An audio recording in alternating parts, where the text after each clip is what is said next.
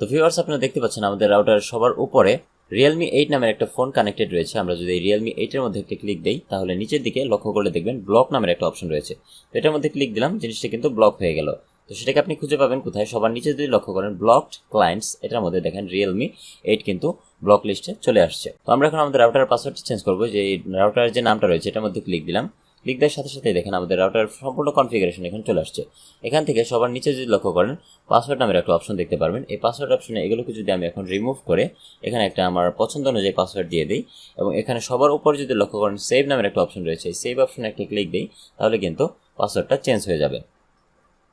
Hello বন্ধুরা, আপনাদের জন্য আরও একটি নতুন ভিডিও নিয়ে হাজির হলাম।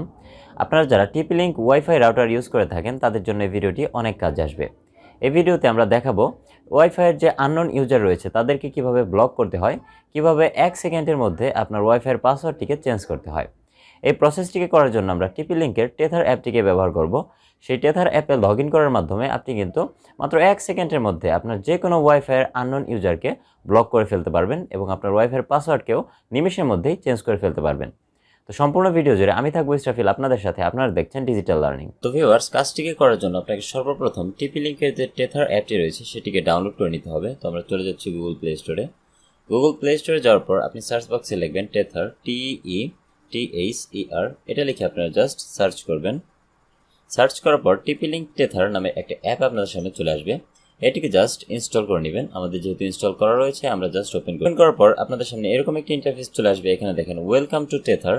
এখানে TP-Link আইডি এবং পাসওয়ার্ড দিয়ে আপনাকে লগ ইন করতে বলতেছে। তো আপনার যদি TP-Link আইডি এবং পাসওয়ার্ড না থাকে তো সেক্ষেত্রে নিচের দিকে একটা অপশন দেখতে পারবেন ক্রিয়েট এ TP-Link আইডি।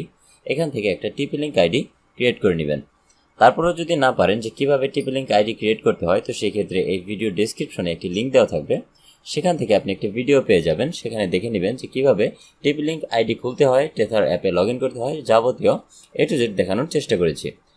তো যাই হোক, TP-Link আইডি এবং পাসওয়ার্ড আমরা দিয়ে দিচ্ছি। দেখতে পাচ্ছেন আমাদের TP-Link আইডি এবং পাসওয়ার্ড আমরা এখানে দিয়ে দিয়েছি। তারপরে যে লগ ইন যে অপশনটি রয়েছে এখানে একটা ক্লিক দিবেন।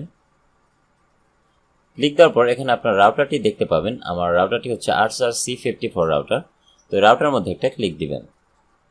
ক্লিক দেওয়ার সাথে সাথে আরেকটি পাসওয়ার্ড যাবে, সেটা হচ্ছে আপনার রাউটারে প্রবেশ করার জন্য আপনি যে অ্যাডমিন পাসওয়ার্ডটি ব্যবহার করেন সেই পাসওয়ার্ডটি এখানে দিতে হবে। মানে রাউটারের কনফিগারেশন চেঞ্জ করার জন্য, সেটিং করার জন্য যে অ্যাডমিন পাসওয়ার্ডটি আপনি ব্যবহার করেন রাউটারের ওনার হিসেবে, তো সেই অ্যাডমিন পাসওয়ার্ডটি এখানে দিয়ে দিবেন। তো আমরা আমাদের রাউটারের অ্যাডমিন পাসওয়ার্ডটি এখানে দিয়ে দিচ্ছি। তো আমাদের অ্যাডমিন পাসওয়ার্ডটি দেওয়া হয়ে গেছে। এখন এই যে লগ ইন যে অপশনটি রয়েছে এটার মধ্যে আরেকবার ক্লিক দিবেন। ক্লিক দেওয়ার পর আপনি দেখবেন সরাসরি আপনার রাউটারের ভিতরে চলে গেছে। এখান থেকে আপনি খুব সহজে আপনার রাউটারের পাসওয়ার্ড চেঞ্জ করতে পারবেন এবং যে কোনো ইউজারকে 1 সেকেন্ডের মধ্যে ব্লক করে দিতে পারবেন। আর TP-Link Tether এমন একটি অ্যাপ যেটার মধ্যে থেকে আপনি যদি একবার কোনো ইউজারকে ব্লক করেন তো আপনি যতদিন না পর্যন্ত তাকে আনব্লক করবেন ততদিন পর্যন্ত সে আপনার নেট কানেকশন ব্যবহার করতে পারবে না। যদি তার মোবাইল থেকে সে পাসওয়ার্ডটিকে ফরগেট দিয়ে আপনার নতুন পাসওয়ার্ড দিয়ে আবার লগ ইন করে তারপরও কিন্তু সে আপনার নেট কিন্তু ইউজ করতে পারবে না। তো TP-Link Tether এমন একটি শক্তিশালী অ্যাপ। তো এটা দিয়ে কিভাবে ব্লক করতে হয় দেখুন। আপনারা যদি লক্ষ্য করেন নিচের দিকে ক্লায়েন্ট নামের একটা অপশন দেখতে পারবেন। এই ক্লায়েন্ট অপশনে একটা ক্লিক দিবেন। ক্লিক দেওয়ার পর আপনি দেখতে পারবেন আপনার রাউটারের সাথে কতগুলো মোবাইল বা কম্পিউটার ডিভাইস কানেক্টেড রয়েছে। তো আপনারা দেখতে পাচ্ছেন এখানে আমার 3টা ডিভাইস কানেক্টেড রয়েছে। সবার উপর যদি একটা লক্ষ্য করেন রাকিব নামের একটা ডিভাইস কিন্তু কানেক্টেড রয়েছে। এটা আমার একটা ফ্রেন্ডের ফোন। তো আমরা এই রাকিব মোবাইলের মধ্যে যদি ক্লিক করি দেখেন এটার একটা বিবরণ চলে আসছে। এখানে যদি সবার নিচে লক্ষ্য করেন ব্লক নামের একটা অপশন রয়েছে। তো এই ব্লক অপশনে যদি আমরা একটা ক্লিক দেই জিনিসটা কিন্তু একদম ব্লক হয়ে গেছে। তো সেটা কিভাবে পাবেন? সবার নিচে যদি দেখেন ব্লকড ক্লায়েন্টস নামের একটা অপশন রয়েছে। এই ব্লক ক্লায়েন্টসের এখানে যদি এই যে ডান পাশে শো একটা অপশন রয়েছে এখানে ক্লিক দিই তাহলে দেখতে পারবেন যে রাকিব নামের যে ডিভাইসটি ছিল সেটি কিন্তু ব্লক হয়ে গেছে। এখন যে পর্যন্ত আপনি এটাকে আনব্লক না করবেন সে পর্যন্ত এই ইউজার আপনার নেট কানেকশন ইউজ করতে পারবে না। তো এটাকে আনব্লক করার সিস্টেমটাও একই।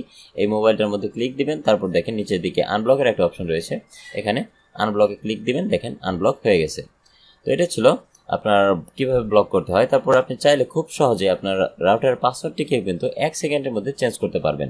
সেটা করার জন্য আপনার রাউটারে প্রবেশ করার পর এখানে দেখেন আমার রাউটারটি হচ্ছে ডুয়েল ব্যান্ডের রাউটার, যার কারণে 2.4 GHz এবং নিচে একটা 5 GHz দুইটা নেটওয়ার্ক দেখতে পাবেন। যাদের রাউটারে একটা নেটওয়ার্ক চলে তারা এই উপরে যে 2.4 GHz এটার মধ্যে এই রাউটারের মধ্যে একটা ক্লিক দিবেন।